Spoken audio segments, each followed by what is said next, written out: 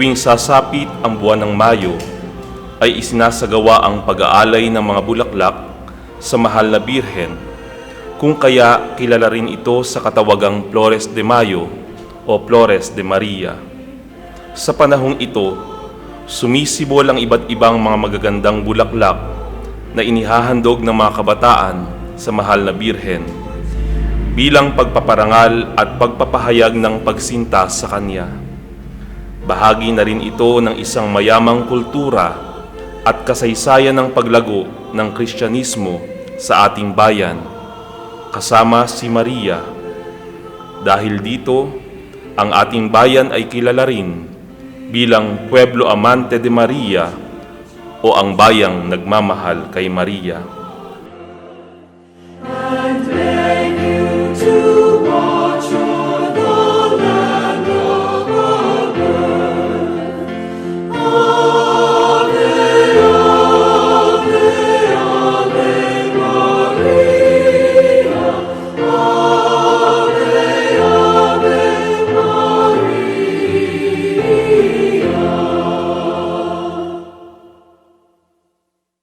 Sa tuwing sasapit naman ang katapusan ng buwan ng Mayo, isinasagawa rin natin ang isang prosesyon na kung saan masasaksihan natin ang iba't ibang tauhan na kumakatawan sa kasaysayan ng kaligtasan, mga karakter na nagpapahayag ng katangian ni Maria, gayon din ang pagpaparangal sa banal na krus o kilala sa tawag na Santa Cruzan.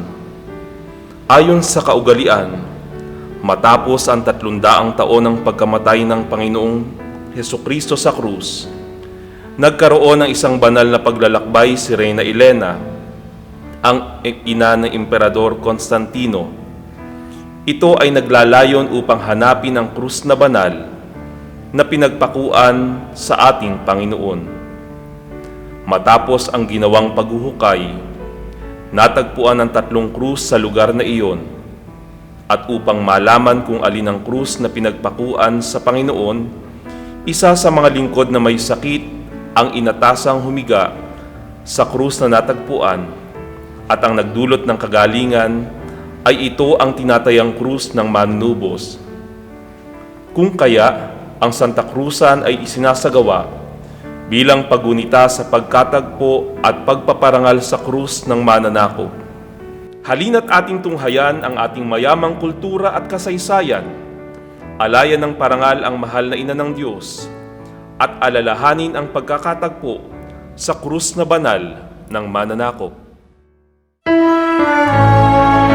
Reina Fe, sumasagisag sa pananampalataya, ang una sa 3 kalinisang puring pangteolohiya.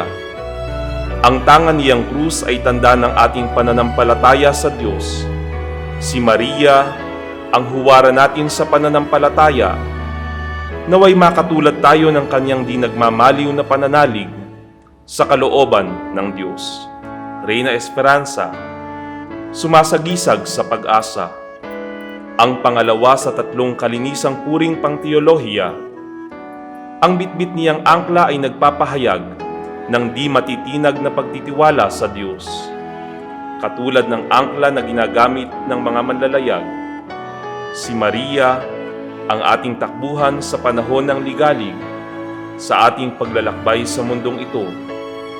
Nawa ang halimbawa ni Maria bilang tagapaghatid ng pag-asa ang maging ating matibay na muog. Reyna Caridad, sumasagisag sa kawang gawa.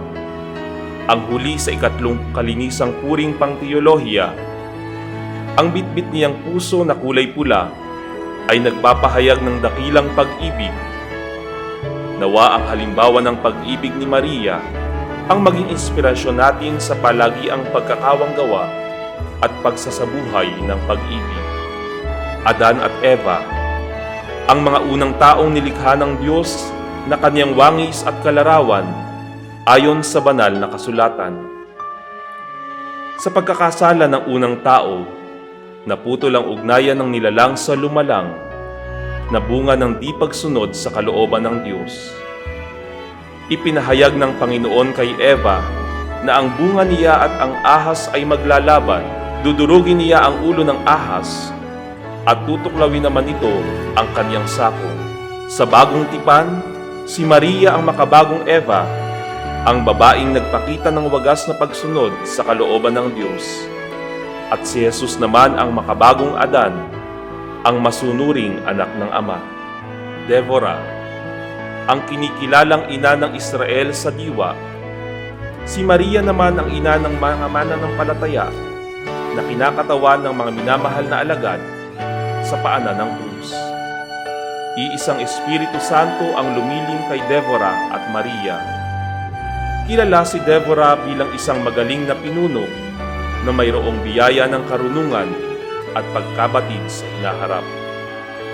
Batay sa kanyang pagpapasya, nanalo ang Israel sa kamay ng isang matapang na babae na si Jael.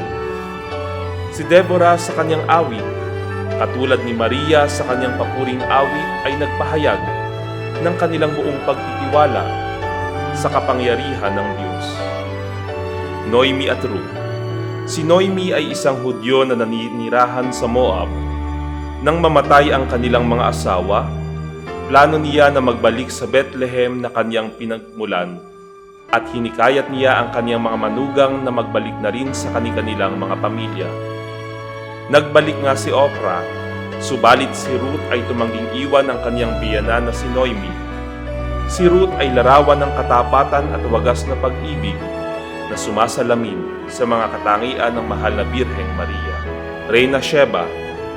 Siya ang reyna na dumalaw kay Haring Solomon upang subukin ang kanyang karunungan at matapos niyang masaksihan ng higit pa sa kanyang inaasahan, nawika niya ang pananalitang ito. Purihin ang Panginoon na iyong Diyos na natutuwa sa inyo at naglagay sa inyo sa trono ng Israel. Dahil sa walang katapusang pag-ibig ng Panginoon sa Israel, ginawa niya kayong hari para mamuno kayo ng may katarungan at katuwiran. Ayon sa Legenda Aurea o sa ginintuang alamat, siya ang nagbigay ng galang sa isang tulay na kanilang dinaanan bilang pagpapahayag ng kahoy na krus na banal sa hinaharap. Reyna Judith, sinasagisag niya ang buong sambayan ng Israel. Siya ang nagligtas sa kanyang bayan laban sa mga taga-Assyria na pumatay kay Holofernes sa pamamagitan ng pag-ugot sa ulo nito. Katulad ni Maria, si Judith ay buong ganap na nagtiwala sa Diyos, isang abang alipin ng Panginoon na araw-gabi sumasamba, isang babaeng may takot sa Diyos. Reyna Esther. Sa pamamagitan ng kanyang pananalangin at pag-aayuno, nagawa niyang hamunin ang mga kaaway ng Persya at ininulog ang bayang Israel sa harapan ng Haring Ahasuerus. Siya rin ang may malaking kaalaman sa naging kapalaran ng mga Hudyo. Ang pananalangin at mabisang pagdulog sa Diyos, katulad ng ginawa ni Maria sa kasalan sa Cana Galilea, bilang isang ina na di mapahihindian ng kanyang anak na si Jesus, ang patuloy na dumudulog sa kapakanan ng kanyang mga anak hanggang sa kasalukuyan. Ang Samaritana, ang babaeng kumukuha ng tubig sa balon ni Jacob na nakausap ng Panginoon. Sa kanilang pag-uusap, ipinahayag ni Jesus sa kanya na siya ang tubig ng buhay at ang pagpapakilala sa Diyos ay magmumula sa mga Hudyo. Winika ng Samaritana kay Jesus, "Ginoo, bigyan mo ako ng tubig na ito nang hindi na ako mauhaw at hindi na rin ako pumarito para mag-igib." Tayo naway makatulad ng Samaritana na matapos mapakinggan ang tinig ng Panginoon ay nagbagong buhay. Si Marta at Maria ng Betania. Ang mga kapatid ni Lazaro, ang minamahal na kaibigan ng Panginoon na kanyang muling binuhay. Sa isang tagpo, dumalaw si Jesus sa tahanan ng mga ito. Pinili ni Maria na maupo sa paanan ng Panginoon upang makinig sa mga aral habang si Marta naman ay abalang-abala sa paghahanda ng makakain. Sinabi ng Panginoon na mas pinili ni Maria ang mabuti. Si Maria ang halimbawa ng simbahang nananalangin at nagninilay. Samantalang si Marta naman ang aktibong pagkilos at pagtulong sa kapwa. Veronica. Ayon sa tradisyon ng simbahan, siya ay isang babaeng nagpakita ng habag nang makita niya ang Panginoon na may pasan na krus patungong bundok ng Kalbaryo. Ibinigay niya ang belo upang punasan ang mukha ng Panginoon at milagrong naimprenta ang mukha nito sa kanyang belo. Sa kabilang banda, maaari rin namang kunin ang kahulugan nito sa wikang Latin na vera o totoo at sa wikang Griego na eikon o imahe na nangangahulugang totoong imahe. Divina Pastora. Si Maria bilang ina ni Jesus ang mabuting pastol. Sa kasaysayan, ang Divina Pastora ang unang imahen na dala ng mga Kaputsino sa pagdating nila sa Pilipinas bilang tagapagtangkilik ng misyon. Ang tungkod na hawak ng mahal na Birhen ay sumasagisag sa kanyang patuloy na paggabay at paglingap sa kawan ng kanyang anak. Luklukan ng karunungan. Tunay na marapat na tawagin si Maria na luklukan ng karunungan dahil ipinapakilala ng banal na kasulatan na ang ating Panginoong Hesus ang karunungan. Sa aklat ng karunungan sa Lumang Tipan, lahat ng mabuti at magandang bagay ay nagpapahayag sa Diyos. Ang karunungan ay hindi lamang ideya o kahulugan, bagkus ito ay tumutukoy kay Kristo, ang salitang nagkatawang tao, ang ikalawang persona ng Santissima Trinidad. Reyna ng Santo Rosario. Ang pagdarasal ng Santo Rosario ay ibinigay at itinuro ng Birheng Maria kay Santo Domingo de Guzman, na siyang sinabing nagpakita rito noong 1208 sa simbahan ng Proville sa Pransya. At sa pagpapakita ng mahal na Birhen sa 3 batang pastol sa Fatima, siya ay nagpakilala bilang Birhen ng Santo Rosario. Tinuruan niya ang mga ito kung paano ang tamang pagdarasal ng Rosario. Tunay na sa pagdarasal natin ng Santo Rosario, nakikibahagi tayo sa pagninilay sa mga misteryo at buhay ng mahal na Birhen at ng kanyang anak na si Jesus na ating mananako. Reyna ng mga Anghel. Si Maria na ating ina, ang kinikilalang Reyna ng mga Anghel, sa kadahilanang siya ay binigyan ng katangian na higit pa sa lahat ng mga anghel bilang ina ng Diyos. Sa ating pagdulog sa Panginoon, hilingin natin ang tulong ni Maria, ang Reyna ng mga Anghel, ang palagi ang nagtataguyod ng mga makalangit na nilalang sa pang-araw-araw nating pamumuhay. Reyna ng mga Patriarka. Ang salitang patriarka ay nangangahulugang pinuno ng isang tribo o angkan. Isang titulo na kadalasang ginagamit bago pa dumating si Moises. Ang mga kilalang dakilang patriarka sa Lumang Tipan na sina Abraham, Isaac at Jacob, ang mahalagang persona sa kasaysayan ng kaligtasan. Si Maria bilang ina ng manunubos ay marapat na bigyan ng karangalan bilang Reyna ng mga Patriarka. Reyna ng mga Propeta. Sa unang pahayag sa halamanan ng Eden, si Maria bilang isang matuwid ay marapat na kilalanin bilang inang Reyna. Gayun din ang titulong Reyna ng mga Propeta bilang kaganapan ng matandang hula sa inang Reyna ng Bethlehem. Ang Diyos ang unang propeta, si Maria ang ina ng anak ng Diyos, kung kaya marapat lamang nakilalanin siya bilang Reyna ng mga Propeta. Reyna ng mga Apostol. Si Maria bilang pinakamalapit na nilikha ng Diyos, ang unang karunungang nagmumula sa Diyos na nasumpungan ng mga alagad, ay patuloy na nasaksihan kay Maria na nagbigay sa kanila ng inspirasyon. Sa paanan ng krus ni Jesus, itinagubili niya ang mga alagad kay Maria at nanatiling kasama nila. Reyna ng mga Martir. Pinutungan ng inang simbahan si Maria ng korona hindi lamang ng 12 bituin, kasama na rin ang koronang tinik na nagpapahayag ng kanyang pagiging martir. Maraming sakit ang naranasan ni Maria bilang bahagi ng pagsunod sa kalooban ng Diyos. Nawa, dito sa bayang kahapis-hapis ay matagpuan natin ang pagkalinga ng mahal na Birhen. Reyna ng mga kumpisor, si Maria bilang ganap na modelo ng pagpapahayag ng ating pananampalataya na nasasalamin sa mga banal na kinikilala ng inang simbahan. Hilingin natin sa Kanya na turuan at tulungan tayo na maipahayag ang ating pananampalataya, lalo na sa panahong ito na puno ng ligalig at pangamba.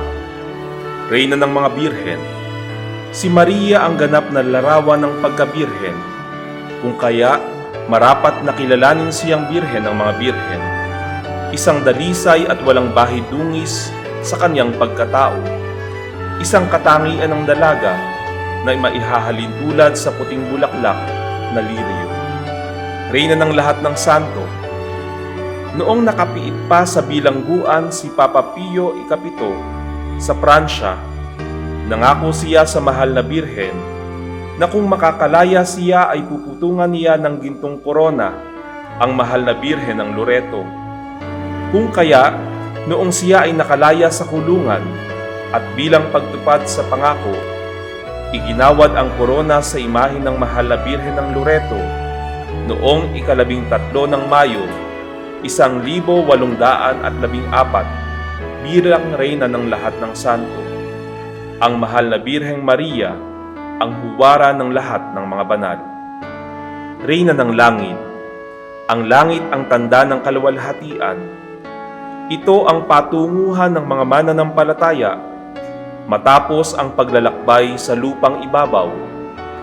Matapos ang buhay ng mahal na Birhen dito sa lupa, siya ay maluwalhating iniakyat sa langit bilang gantimpala sa kanyang pagsunod sa kalooban ng Diyos. Hilingin natin sa Reyna ng Langit na sa wakas ng ating buhay, naway makapiling niya tayo sa kaluwalhatian ng Diyos.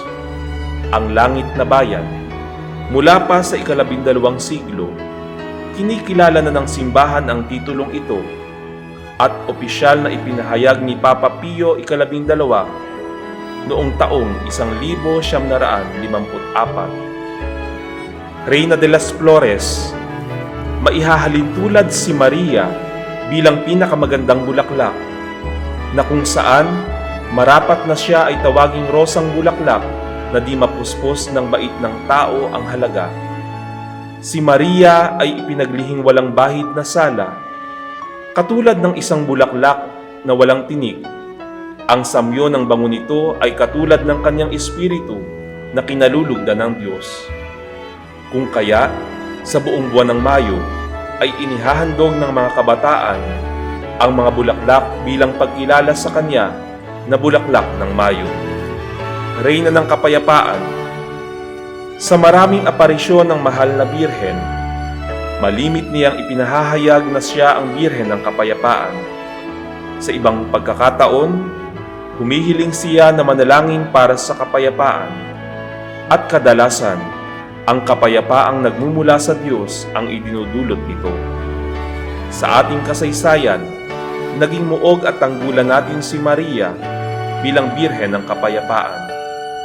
Idinagdag sa litanya ng Loreto noong taong 1587 ni Papa Sixto V ang titulong ito bilang pagkilala kay Maria. Reyna Elena at Emperador Constantino, sa pagdiriwang ng Santa Cruzan, ang pinakatampok na tauhan ay ang Reyna Elena. Hawak-hawak ang isang krus na sumasagisag sa krus na banal ng mananako. Habang kasama niya ang kanyang anak na si Emperador Constantino, ito ay upang sariwain at kilalanin ang ginawang banal na paglalakbay upang hanapin ang krus ng banal na mananako. Ang paring nagbinyag, isang biyaya ang hatid ng mga misyonerong pari na nagdala ng pananampalataya sa ating lupain. Sila ang nagpunla ng binhi na pinalago ng ating mga ninuno sa tulong at awa ng Diyos. Ang liwanag na hatid ni Kristo na naging tanglaw sa bayang malaon ng nasa kadiliman, ay patuloy na gumagabay sa ating magpasa hanggang ngayon. Salamat sa biyayang kaloob na ating ibinabahagi ngayon.